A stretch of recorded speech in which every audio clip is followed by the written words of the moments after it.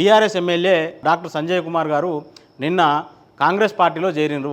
CM Revanth Reddy గారు ఆయనకు కండువా కప్పి పార్టీలోకి ఆహ్వానించిండ్రు. ఈ చేరికలోనూ మన ప్రొక్యూర్మెంట్ పోర్ట్ఫోలియో మంత్రి పొంగులేటి శ్రీనివాసరెడ్డి గారు చాలా కీలకంగా వివరించారు. సంజయ్ పక్కన ఆయన ఫోటోను కూడా చూడొచ్చు. ఇప్పటి వరకు 5 బీఆర్ఎస్ ఎమ్మెల్యేలు కాంగ్రెస్లో చేరినరు.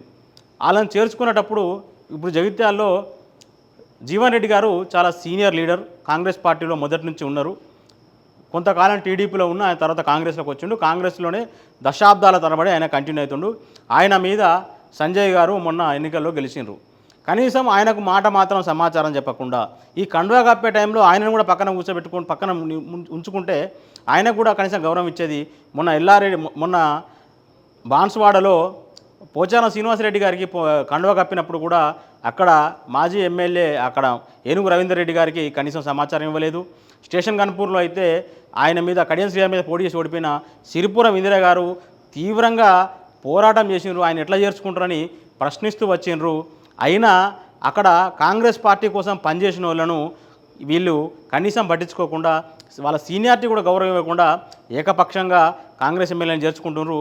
ఇప్పటికీ బీఆర్ఎస్ ఎమ్మెల్యేలను చేర్చుకుంటారు. ఇప్పటికీ 5 బీఆర్ఎస్ ఎమ్మెల్యేలు కాంగ్రెస్ గుడికి చేరినరు. వాళ్ళ మీద అనర్హత వేటు పడకుండా వాళ్ళ ఎమ్మెల్యే పదవులు ఇట్లనే కంటిన్యూ కావాలంటే వాళ్ళు ఇంకొక 21 మంది ఎమ్మెల్యేలను ప్రొక్యూర్ చేయాల్సి ఉంటుంది. పొంగులేటి శ్రీనివాసరెడ్డి గారికి ఇది విషమ పరీక్ష. ఇంకొక 21 మంది ఎమ్మెల్యేలు ఆయన ప్రొక్యూర్ చేయాలి. ఇప్పటి వరకు ముఖ్యమంత్రిని కొంతమంది ఎమ్మెల్యేలు కలిసిరు.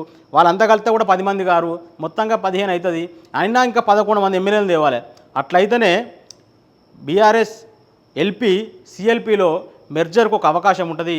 అప్పుడు మాత్రమే అసెంబ్లీలో వీళ్ళంతా కాంగ్రెస్ ఎమ్మెల్యేలుగా పరిగణిస్తారు. అప్పటి వరకు వీళ్ళు పార్టీ మారి వాళ్ళ నియోజకవర్గాల్లో కాంగ్రెస్ రాజకీయ కార్యకలాపాల్లో పాల్గొన్న అసెంబ్లీలో మాత్రం టెక్నికల్గా వీళ్ళు బీఆర్ఎస్ ఎమ్మెల్యేగా ఉండబోతున్నారు.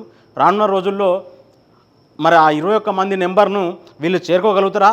వీళ్ళ మీద ఒకవేళ ఆలోపే అనర్హత వేటు పడే పరిస్థితి ఉత్పన్నమైతే ఉప ఎన్నికలకు వెళ్ళి పోటీ చేసే ధైర్యం కాంగ్రెస్ పార్టీకి, సీఎం రేవంత్ రెడ్డి గారికి, పార్టీ మారిన ఎమ్మెల్యేలకు ఉంటుందా?